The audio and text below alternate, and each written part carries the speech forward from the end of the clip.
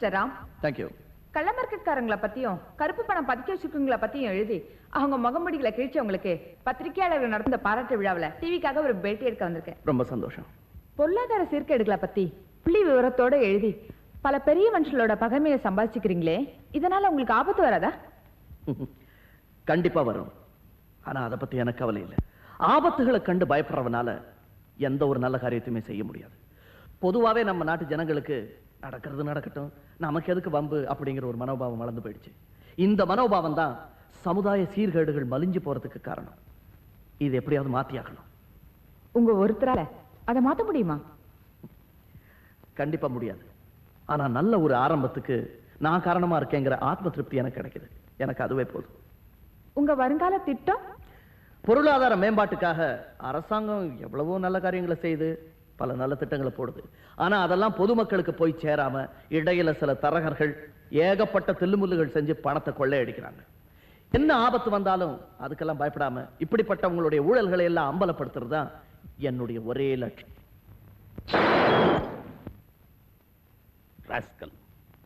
தொலைச்சிடுறாங்க. ஏப்பா டிவியில வந்த ராமனை சுட்டு உங்க ஆத்திரத்தை தணிச்சுக்கிறீங்க இல்ல? எஸ். 7 வருஷம் என்ன ஜெயில தள்ளி கஷ்டப்பட வச்சான்.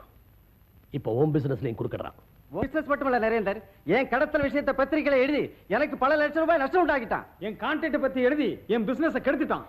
என் பிளாக் மணியை பத்தி எழுதி இன்கம் டாக்ஸ்ல ரைடு பண்ண வச்சுட்டான். ராம நம்ம பத்தி எழுதாம இருக்க ஏதாவது ஒரு வழி பண்ணுங்க நரேந்தர். நான் வேணா 2 லட்சம் ரூபாய் தர்றேன். சேஜி, ராமனே ஒரு பெரிய பணக்காரன். அவன் பத்திரிக்கையில எழுதுறதே புகழுக்காத்தான். சோ அவனை பணம் கொடுத்து சரி கட்ட முடியாது. வேற ஏதாவது ஒரு வழியை யோசிப்போம். அவனையே தீர்த்து கட்டிட்டா அதுக்குள்ள ஏன்பா அவனுக்கு அவ்வளவு பெரிய தண்டனை? முதல்ல அவன் வேலை செய்யற பத்திரிக்கையில அவன் எழுதாம தடுப்போம்.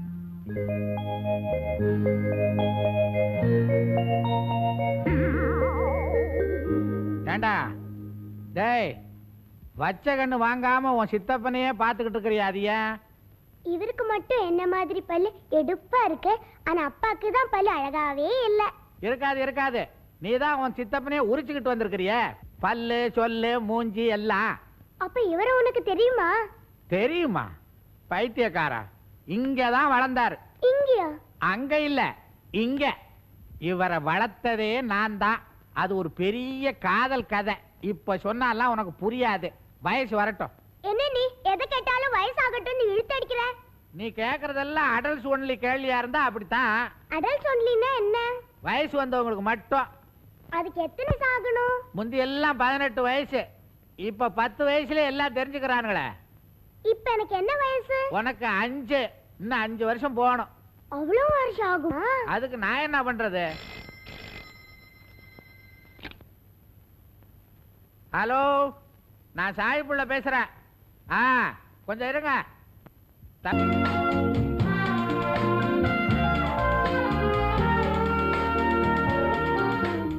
யாரு சாம்பிள்? ஓகே, கொஞ்சம் நில்லு. உன்கிட்ட ஒரு முக்கியமான விஷயம் சொல்லணும். என்ன? வேற வேற இந்த சாமி பிள்ளை சமையல சாப்பிட்டு எனக்கு போர் அடிச்சு போச்சு. பேசாம நீ 2ஆம் கல்யாணம் பண்ணிக்கோ. 2வது? இதெல்லாம் யார உனக்கு சொல்லி கொடுத்தது? நான் இல்ல, நான் இல்ல. நான் இல்லையாவது பூனை இல்லையாது நீங்க தான் சொல்லி கொடுத்திருப்பீங்க. நான் இல்லைங்க. ஏன் சாமி பிள்ளை இப்படி பயப்படுறீங்க?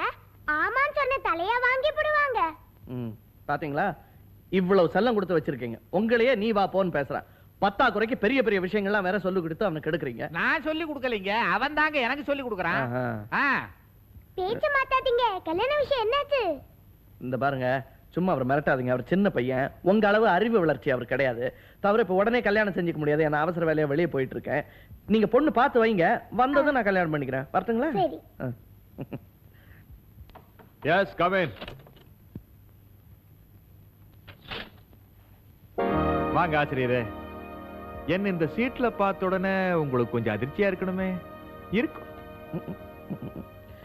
ராத்திரியோட ராத்திரியா நீங்க இந்த பத்திரிக்கை விலைக்கு வாங்கிட்டீங்கன்னு எனக்கு தெரியும். அது எதுக்காகங்கிறதும் எனக்கு தெரியும். ஆனா அந்த எண்ணம் நிறைவேறாது, அதுவும் எனக்கு தெரியும். ஏன்பா நிறைவேறாது? இனிமே உன்னோட ஒரு எழுத்து கூட இந்த பத்திரிக்கையில வராது. ரொம்ப அழகா சொன்னீங்க.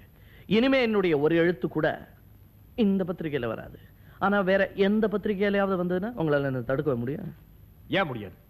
அப்படி தடுத்து நிறுத்தலனா என் பேரை மாத்திக்கிறேன். ப்ராமிஸ்? எஸ். மிஸ்டர் பக்கரிசாமி, நீங்க தானே சொன்னீங்க பத்திரிகையில வந்தா பேரை மாத்திக்கிறேன்னு. அப்படி வரப்போற பத்திரிகை என்னுடைய சொந்த பத்திரிகையா இருந்துச்சுன்னா எஸ், ஒரு சொந்த பத்திரிகை ஆரம்பிக்க போறேன். உங்க முகமூடி எல்லாம் கிழிக்க போறேன். என்னுடைய ராஜினாமா. வரேன்.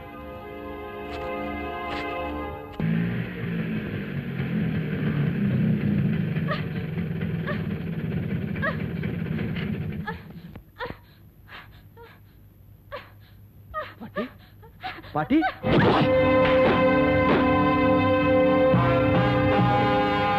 நரேந்திரனுடைய கைக்கூலியா? நேர வர தைரியம் இல்லாம ஆம்பளைக்கு பொம்பளை வேஷம் போட்டு அனுப்பிச்சிருக்கானே.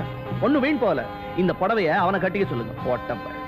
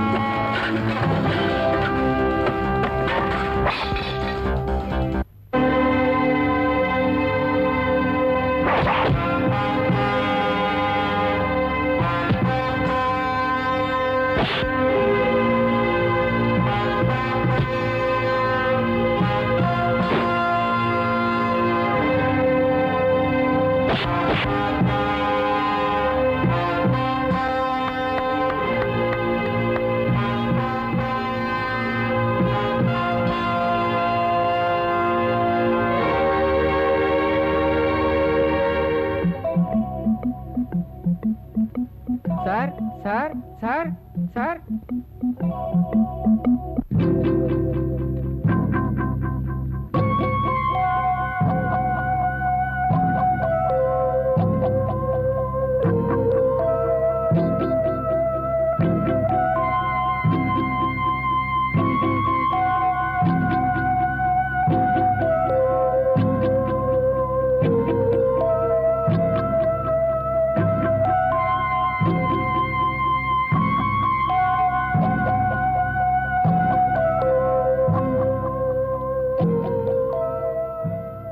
டாக்டர், தம்பிக்கு எப்படி இருக்கு?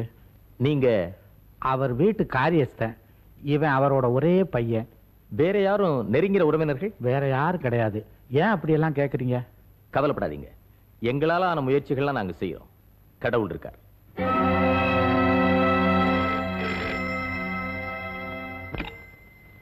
ஹலோ, டாக்டர் லக்ஷ்மணன் பேசுறேன். டாக்டர், நான் டெய்லி ரிப்போர்ட் பத்திரிகை நிருபர் பேசுறேன். மிஸ்டர் ராமனுக்கு உடம்பு எப்படி இருக்கு? ஐம் சாரி, ரொம்ப கிரிட்டிக்கலா தான் இருக்கு. இப்போ ஒன்னும் சொல்றதுக்கு இல்ல. கேட்கவே ரொம்ப வேதனையா இருக்கு டாக்டர். என்ன செய்யுது? அடிச்ச உடனே சாகல, பூரா மாதிரி துடி துடிச்சு சாகணும்னு தலையெழுத்து இருக்கு. என்ன செய்யறது? சாமி புள்ள அப்பா பொழைச்சுக்குவாரா? பொழைச்சுக்குவாரு. நீ பொய் சொல்ற. டாக்டர் ஒரு மாதிரியா சொன்னாரே. டாக்டருக்கு மேல கடவுள் இருக்காருப்பா. கடவுளை நீ வேண்டிக்கோ, அவர் உங்க அப்பாவை காப்பாத்திடுவார்.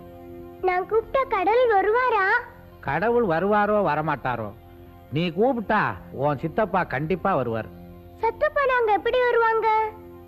அருண், உன் சித்தப்பா படத்துக்கு முன்னால போய் நின்னுகிட்டு அப்பாவுக்கு ஆபத்து, நீ தான் வந்து காப்பாத்தணும்னு மனசுலயே பிரார்த்தனை பண்ணு. உங்க சித்தப்பா ஆவியா வருவார். சரி சாமி புள்ள.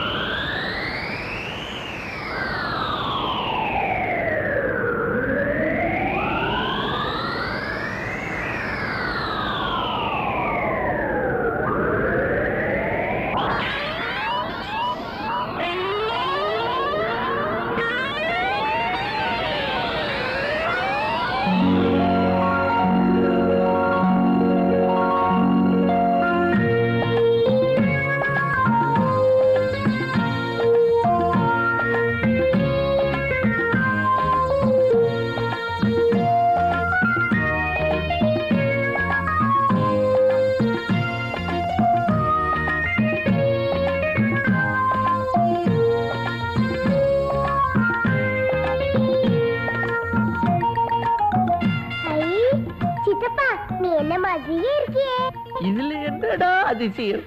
ஆனா நீ என்ன மாதிரி எடுப்பான பல்லோட அழகா இருக்கிறவர், அதுதான் அதிசயம்.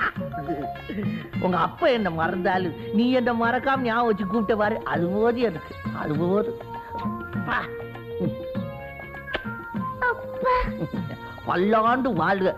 வாழ்ந்தா போச்சு.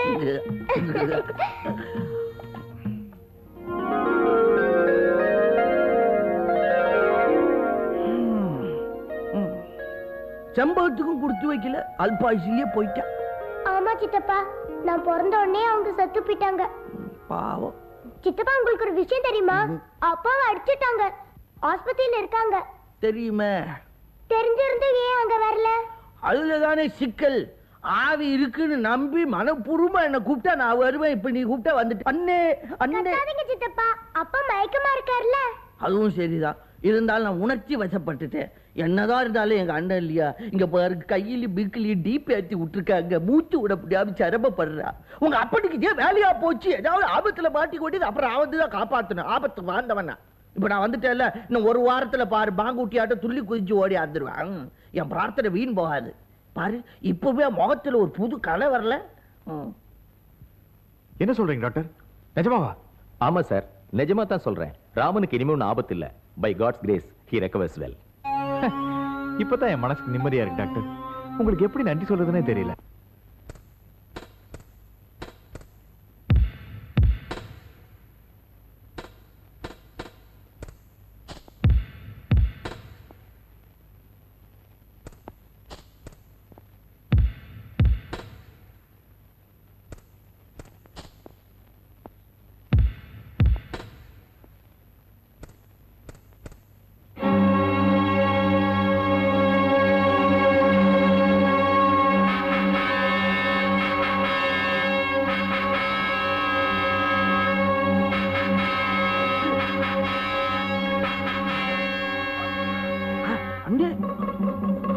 ஐயோ, இந்த டாக்டர் சரி இல்லையே. காலேஜ்ல பணம் கொடுத்து பாஸ் பண்ணிருப்பான் போல் இருக்க. எல்லாத்தையும் புடுங்கி விட்டுட்டு போயிட்டான். புடுங்கி. ஐயோ அண்ணே அண்ணே. ஐயோ ஐயோ ஐயோ, மூச்சு முட்டுதா டாக்டர். ஐயோ அருண் அருண் மூச்சு முட்டுதுடா. மூச்சு முட்டுது. நல்லா மூச்சு விடுங்க. எனக்கு எதுடா மூச்சு? உங்க அப்பனுக்கு முட்டுதுடா. அந்த டீப்பு புடுங்கி விட்டுட்டா. அந்த மூக்குக்குள்ள சொருகு சொருகு உள்ள.